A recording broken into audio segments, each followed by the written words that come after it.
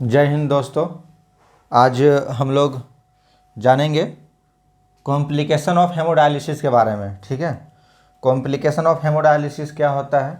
ये वीडियो वैसे तो नॉलेज कभी कोई बेकार नहीं जाता है, लेकिन ये वीडियो ज़्यादातर हेल्पफुल रहेगा डायलिसिस टेक्नीशियन लोगों के लिए, जो लोग डायलिसिस करते हैं और जो लोग डायलिसिस के पेशेंट हैं या जिनका किडनी में कुछ इफेक्ट वगैरह है। ठीक है, तो कॉम्प्लिकेशन ऑफ हेमोडायलिसिस मतलब, हेमोडायलिसिस का मतलब होता है कि पहले जानेंगे, हम तो बताए हैं इसके पहले भी वीडियो में, हम वीडियो का लिंक जो है डिस्क्रिप्शन में डाल देंगे। डायलिसिस क्या होता है, तो हेमोडायलिसिस का थोड़ा सा हम डेफिनेशन यहाँ लिख दिए हैं। हेमोडायलिसिस एक प्रक्रिया है जिसमें एक मशीन और कृत्रिम किडनी के माध्यम से रक्त में से अपशिष्ट पदार्थ को छान कर हटाते हैं। जैसे हम लोग का जो खून है, अगर हम लोग का किडनी काम करना बंद कर देता है या उतना काम करता है जितना से हम लोगों का शरीर को स्वस्थ नहीं रखा जा सकता है, तो हम लोगों को क्या होता है कि डायलिसिस ज़रूरत पड़ती है। अब डायलिसिस दो प्रकार की होती है, एक पेरिटोनियल डायलिसिस होती है और एक हेमोडायलिसिस होती है। तो हम लोग यहाँ जानेंगे हेमोडायलिसिस के बारे में, और हेमोडायलिसिस के क्या क्या कॉम्प्लिकेशन है उसके बारे में जानेंगे। ठीक है, तो हेमोडायलिसिस एक प्रक्रिया है जिसमें एक मशीन और कृत्रिम किडनी के माध्यम से रक्त में से अपशिष्ट पदार्थ को छानकर हटाते हैं किडनी खराब होने की स्थिति में। ठीक है, या किडनी कम काम करने की स्थिति में।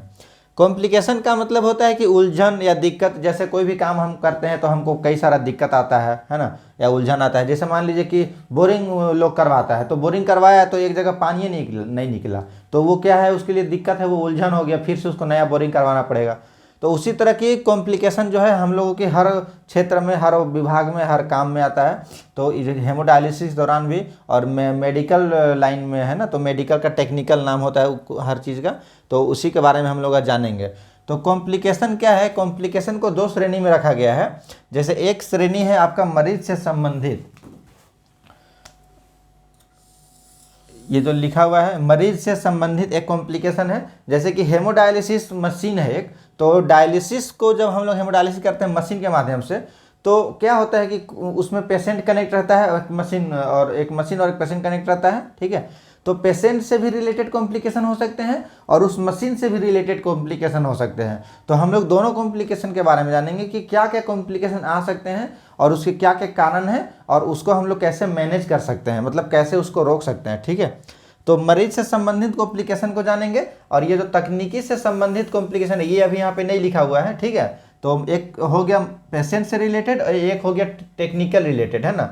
तो टेक्निकल रिलेटेड को हम यहाँ पे हटा दे रहे हैं ताकि ये सारा कॉम्प्लिकेशन आप समझिएगा, तो कन्फ्यूजन हो जाएगा। ठीक है, दो प्रकार के कॉम्प्लिकेशन है यहाँ पे, दो श्रेणी में रखा गया है। मरीज से संबंधित कॉम्प्लिकेशन के बारे में जानेंगे।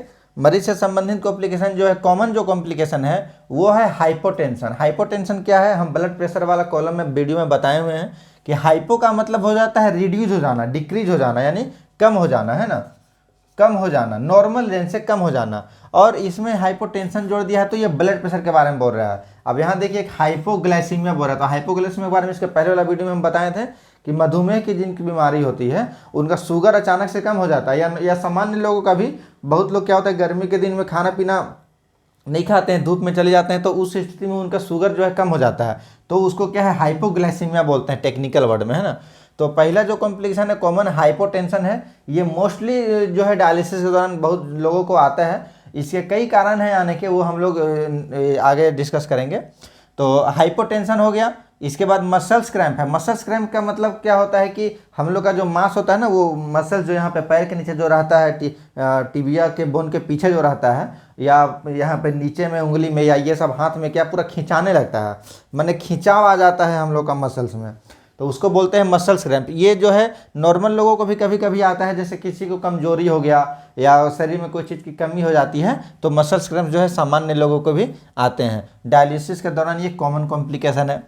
तीसरा है डायलिसिस डिसइक्विलिब्रियम सिंड्रोम। ठीक है, डायलिसिस डिसइक्विलिब्रियम सिंड्रोम क्या होता है कि ये एक हेमोडायलिसिस का कॉम्प्लिकेशन है, और ये ज़्यादातर जिन लोगों का पहला डायलिसिस होता है, जिन लोगों का पहला डायलिसिस या फर्स्ट स्टार्टिंग डायलिसिस होता है, पहला दूसरा डायलिसिस, या फिर उन लोगों को होता है जो लोग जैसे कि मान लीजिए आज लिए डायलिसिस और 2 सप्ताह तक डायलिसिस ही नहीं लिए, और उनका किडनी जो है काम नहीं कर रहा है, और डॉक्टर उनको एडवाइस किए हैं कि आपको सप्ताह में 1 या सप्ताह में 2 डायलिसिस जो भी है आपको लेना है। लेकिन वो क्या है कि किसी भी कारणवश, या हो सकता है फाइनेंशियली के कारणवश या कहीं गए हों और डायलिसिस न ले पाएँ, तो वो लोग जब डायलिसिस में आते हैं तो उसको डायलिसिस डिसइक्विलिब्रियम सिंड्रोम नाम की कॉम्प्लिकेशन हो सकती है, जो कि बहुत ही गंभीर होती है। तो हम लोगों को इससे कैसे बचाव कर सकते हैं, ये हम लोग नेक्स्ट पार्ट में जानेंगे। ये उसके बाद है नाउजिया एंड वोमिटिंग। ठीक है, डायलिसिस के दौरान जो है नाउजिया मैंने वोमिटिंग जैसा लगना, मितली उल्टी जैसा लगना और वोमिटिंग होना, ये आपका हो सकता है। इसके बाद है हेडेक। हेड एक का मतलब होता है कि सर दर्द, जैसे कि एक जो है ये हम लोगों का बताता है कि दर्द से रिलेटेड है, जैसे कि टेक्निकल नाम है दर्द का, पेन का जो है वो ACH एक है ना, ये पेन का। तो अगर यहाँ पे इसके पहले ए हेड लग गया तो हेड पेन माने कि बॉडी दर्द कर रहा है, हेड एक हो गया। अब इसी में अगर लग जाएगा बॉडी एक, अगर इसी में अगर हम लोग यहाँ पे लिख देते हैं BODYACHE बॉडी एक, तो ये हो जाएगा कि शरीर दर्द कर रहा है। ठीक है, तो अभी लोग बहुत सारे लोग जो है हेडेक करते हैं, इसका मतलब समझ गए कि वो हेडेक सिर्फ सर दर्द को ही बोलते हैं। हाँ सही है कि हेडेक सिर्फ सर दर्द को ही बोलते हैं, लेकिन ये जो है एक वर्ड से नहीं 2 वर्ड से मिलकर बना है, एक हेड और एक, इस बात को समझना है। तो अगर हम लोग हेड को यहाँ से हटा के अगर कोई और वर्ड मिला दे, जैसे बॉडी मिला दिया मैंने, तो बॉडी एक हो गया, यानी कि वो सर दर्द बोल रहा है। तो एक का मतलब जी ये जो ACH हो रहा है, एक मतलब ये वाला एक नहीं, 1 2 3 नहीं, गिनती वाला नहीं, ये ACH एक है ना, इसका मतलब होता है पेन।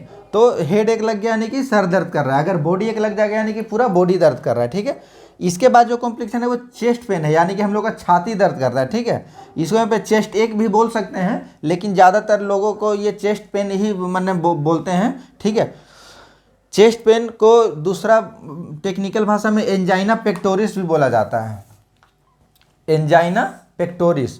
एंजाइना पेक्टोरिस को टेक्निकल में हम लोग ऐसा समझेंगे कि एंजाइना पेक्टोरिस एक कंडीशन है, एक कोरोनरी डिजीज है। कोरोनरी क्या होता है, वो हम लोग का हार्ट में जो ब्लड सप्लाई करता है, जो ऑक्सीजन और जो न्यूट्रिएंट्स हम लोग के हार्ट के मसल्स को जो सप्लाई करता है, उसका वो डिजीज है, उसका एक बीमारी है। और उस बीमारी की वजह से जब हम लोग का हार्ट अगर नॉर्मल काम नहीं करता है तो यहाँ पे क्या होता है, चेस्ट पेन होता है। तो उस पेन को हम लोग एंजाइना पेक्टोरिस बोलेंगे। तो डायलिसिस के दौरान नॉर्मली जो चेस्ट पेन होता है वो एंजाइना पेक्टोरिस ही होता है, या हार्ट में ब्लड सप्लाई कम पहुँच गया। जैसे मान लीजिए कि आपको अगर हाइपोटेंशन हो गया, तो हाइपोटेंशन में ब्लड अगर कम हो जाएगा तो आपको जितना नॉर्मल ब्लड प्रेशर है, जितना स्पीड में हार्ट में या पूरे शरीर में ब्लड जा रहा था या ब्रेन में जा रहा था, उतना नहीं जा पाएगा। तो क्या होगा कि आपको दिक्कत होगा, ब्रेन में भी ब्लड नहीं जाएगा तो आपको कई तरह का प्रॉब्लम आएगा। चेस्ट पेन यहाँ होगा क्योंकि हार्ट में भी पूरा उसको ऑक्सीजन नहीं मिलेगा। ठीक है, तो ये हो गया एंजाइना पेक्टोरिस मतलब चेस्ट पेन। इसके बाद आता है इचिंग। इचिंग का मतलब होता है खुजली होना।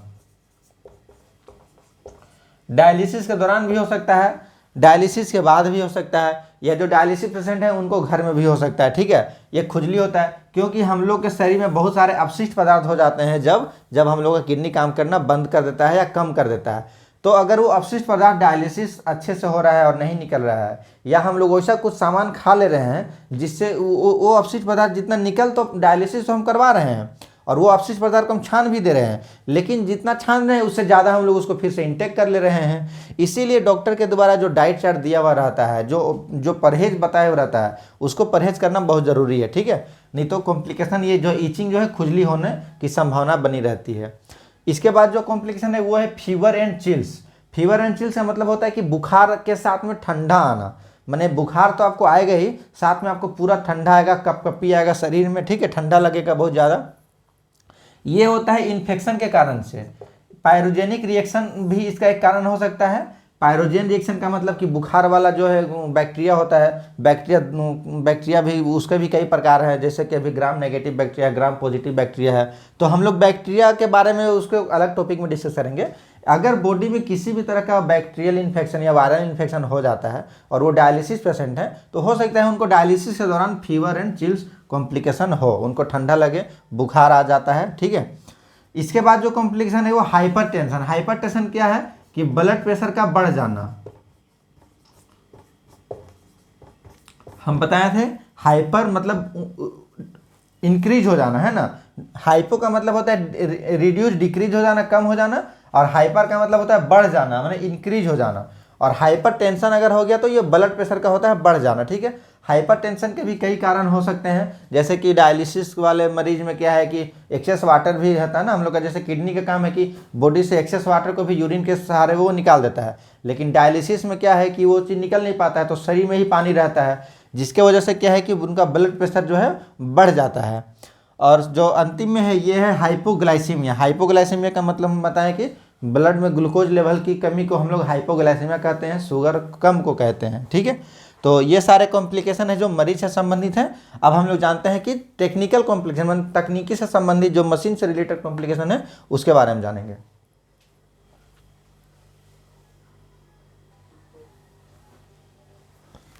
हाँ, तो अब हम लोग टेक्निकल कॉम्प्लिकेशन के बारे में जानेंगे। तो जो तकनीकी कॉम्प्लिकेशन आती है, ठीक है, इसमें क्या है, सबसे पहला है जो क्लोटिंग है, यानी क्लोटिंग क्या है, यानी ब्लड क्लोटिंग, जो हम लोग का ब्लड क्लोट कर जाता है। जैसे कि ब्लड क्लोट क्यों करता है, ये हम ब्लड वाले चैप्टर में पढ़े हैं कि ब्लड में हम लोगों को जो है एक चीज़ पाया जाता है जिसको हम लोग बोलते हैं थ्रोम्बोसाइट, यानी कि प्लेटलेट, PLATE, प्लेटलेट, इसको हम लोग टेक्निकल बोलते हैं THROMBOCYT, थ्रोम्बोसाइट। एक कोशिका जो है थ्रोम्बोसाइट जो है प्लेटलेट ब्लड में पाया जाता है, और इसका जो काम रहता है उसको ब्लड को क्लोट करवाना रहता है। जैसे हम लोग कहीं कट फट जाते हैं तो थोड़ी देर में वहाँ से खून निकलता है और उसके बाद बंद हो जाता है। तो बंद क्यों होता है, क्योंकि ये प्लेटलेट जो है जो कटा वाला जगह है वहाँ पे जाके जाम हो जाता है, उसको क्लोट करवा देता है, जिसकी वजह से ये ब्लड निकलना बंद हो जाता है। तो ब्लड क्लोटिंग डायलिसिस के दौरान एक टेक्निकल कॉम्प्लिकेशन है। कैसे, क्योंकि हम लोग जब डायलिसिस करते हैं, यानी जब डायलिसिस होता है मशीन के माध्यम से, तो शरीर से हम लोग के शरीर का ब्लड का कुछ भाग जो है वो बाहर रहता है, एक्स्ट्रा कॉर्पोरियल सर्किट में रहता है, ठीक है। ये आप लोग अगर डायलिसिस मशीन देखे होंगे या जो लोग डायलिसिस करते हैं वो लोग जानते होंगे, डायलिसिस से ब्लड हम लोग का शरीर से बाहर रहता है। तो अगर शरीर से ब्लड बाहर रहेगा तो जाहिर सी बात है कि प्लेटलेट को लगेगा कि वो जो है सो कि शरीर से बाहर बह रहा है, तो वो अपना काम करेगा, जिसके वजह से क्या होता है कि ब्लड हम लोग का क्लोट करने का चांस रहता है। लेकिन इसके लिए एक जो है मेडिसिन दिया जाता है, ब्लड थिनर दिया जाता है, ठीक है, तो वो क्लोट नहीं करता है। लेकिन किन्हीं किन्हीं का क्या है कि बहुत ज़्यादा प्लेटलेट की संख्या रहती है या उनका हेमोग्लोबिन ज़्यादा रहता है, तो ब्लड थिनर थोड़ा ज़्यादा मात्रा में नहीं देने से या कि और भी कई कारण है क्लोटिंग का, उसके वजह से क्लोटिंग हो जाता है, ठीक है। ये हम लोग पढ़ेंगे कि काउजेज में कि क्लोटिंग होने का काउजेज क्या क्या है।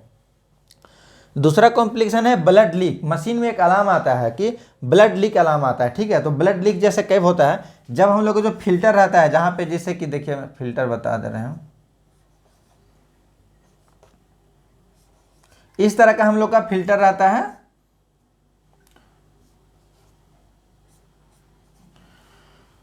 ये डायलेजर इसको बोलते हैं हम लोग, है ना, इसको बोलते हैं डायलेजर। अगर ब्लड इसमें आ रहा है और इसमें जो है कई सारा मेम्ब्रेन रहता है, ठीक है, कई सारा जो है मेम्ब्रेन रहता है इसमें, और अगर मेम्ब्रेन कोई बीच से मान लीजिए फटा हुआ है और यहाँ से ब्लड निकल के जा रहा है, तो मशीन को पता चल जाता है कि यहाँ पे जो है ब्लड लीक किया। तो मशीन क्या है कि बार बार अलार्म देगा आपको कि ब्लड लीक आ रहा है, यानी आपका ब्लड लीक हो रहा है। तो जो टेक्नीशियन रहते हैं या जो डॉक्टर रहते हैं वो देखते हैं वहाँ पे जाके कि ब्लड लीक कर रहा है, तो तुरंत उसका जो है मैनेजमेंट किया जाता है, ठीक है। इसके बाद आ जाता है हम लोग का power failure. Power failure simple भाषा है, वो सभी के घर में होता है। जैसे लाइन कट गया है ना, कुछ काम कर रहे हैं कंप्यूटर में, टीवी में, तो अभी तो सब जगह खैर यूपीएस लगा हुआ रहता है तो दिक्कत नहीं होता है। हम लोगों का डायलिसिस मशीन में के साथ भी उसमें बैटरी ऑलरेडी लगा हुआ रहता है, तो पावर फेलियर होता है तो बहुत ज़्यादा कुछ दिक्कत नहीं होता है। लेकिन कभी कभी क्या होता है, बहुत देर के लिए पावर फेलियर हो जाएगा और तो उसमें क्या होता है कि ब्लड को रिटर्न करना पड़ता है मैनुअली, है ना, उसका भी उसमें सिस्टम रहता है। इसके बाद आता है हेमोलाइसिस। हेमोलाइसिस का मतलब होता है कि खून का टूट जाना, यानी खून का ब्रेकडाउन हो जाना, ठीक है। लाइसिस जो वर्ड अगर जहाँ भी लग गया आपका, लाइसिस ये जो वर्ड है, हेमो का मतलब हो गया खून और लाइसिस का मतलब हो गया टूटना, ब्रेकडाउन, ठीक है। तो खून का टूटना को हम लोग बोलते हैं हेमोलाइसिस।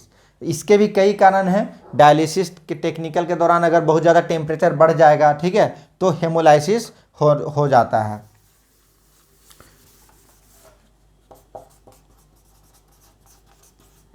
हेमोलाइसिस, ठीक है। इसके बाद है एयर एम्बोलिज्म। अगर जो एक्स्ट्रा कॉर्पोरियल सर्किट रहता है, अगर उसमें एयर चला गया तो उसको हम लोग बोलते हैं एयर एम्बोलिज्म। और मशीन जो है उसको भी डिटेक्ट कर लेता है और एयर डिटेक्ट अलार्म आता है, air leak air detector alarm आता है, ठीक है। और मशीन चलेगा ही नहीं आगे जब तक आप उस एयर को निकालिएगा नहीं, एयर को क्लीन नहीं कीजिएगा, ठीक है।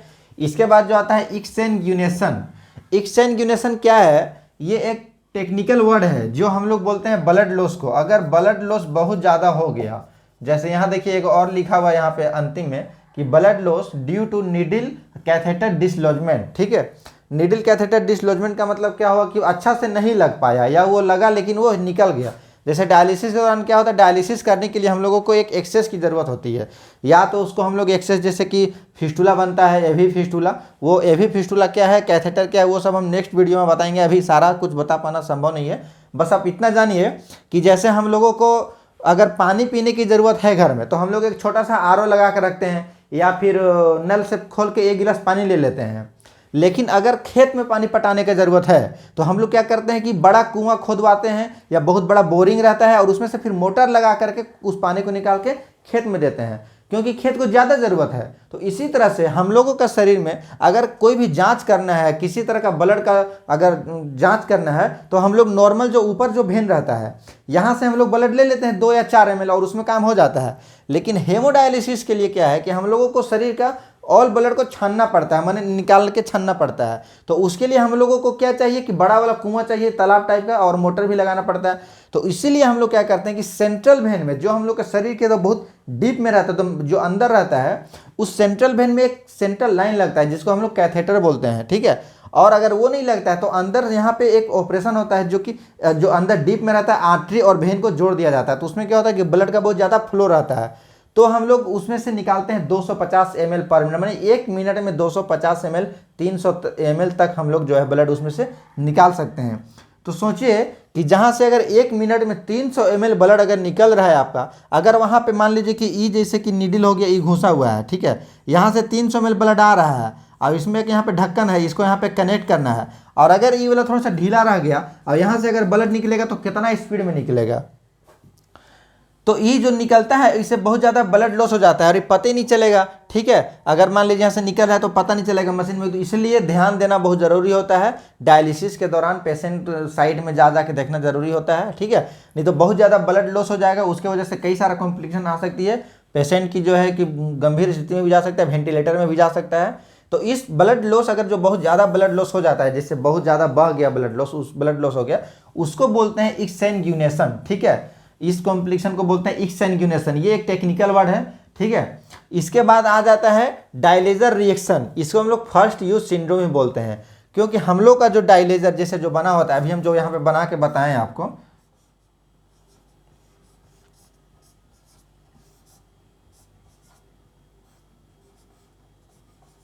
ये जो डायलेजर हम जो बना के बताएं आपको,